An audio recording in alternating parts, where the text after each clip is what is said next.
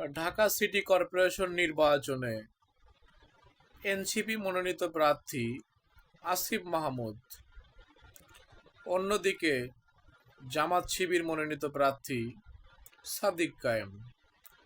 বর্তমান সময়ে দুজনই অত্যন্ত তরুণ এবং আদর্শবান নেতা, কিন্তু এনসিপি আর জামাত যদি দুইটা দলই একই মাঠে নির্বাচন করে, আমি আপনাদেরকে আশ্বস্ত করছি দুইটা দলই হেরে যাবে, বিএনপি জিতে যাবে।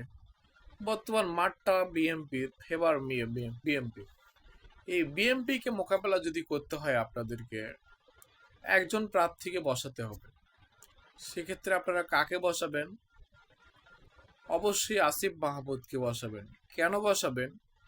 উনি একজন উপদেষ্টা ছিলেন, দেশের মানুষের কাছে তার গ্রহণযোগ্যতা ছিল।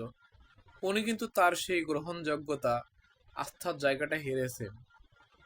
বর্তমানে তার নামে অসংখ্য দুর্নীতির অভিযোগ আসছে, কিন্তু তার নামে কোনো দুর্নীতির অভিযোগগুলো প্রমাণিত হচ্ছে না বা করাও হয় নাই।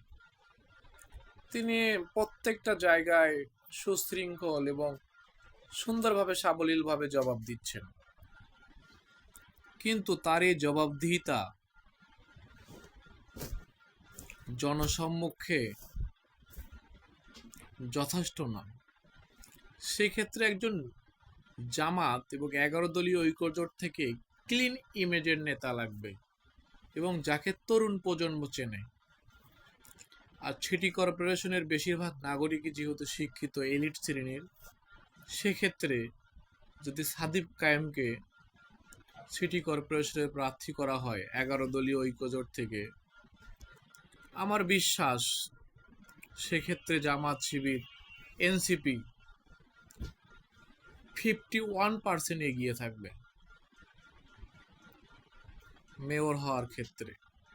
তাই আমি বলবো, এনসিপির উচিত, যদি রাজনৈতিকভাবে 11 দলীয় ঐক্যজোটকে টিকিয়ে রাখতে চায় ভবিষ্যৎ রাজনীতির জন্য, তাহলে আসিফ মাহমুদকে অবশ্যই নির্বাচন থেকে সরে দিতে হবে, এবং সাদিক কায়েম যদি দাঁড়ায় নির্বাচনে,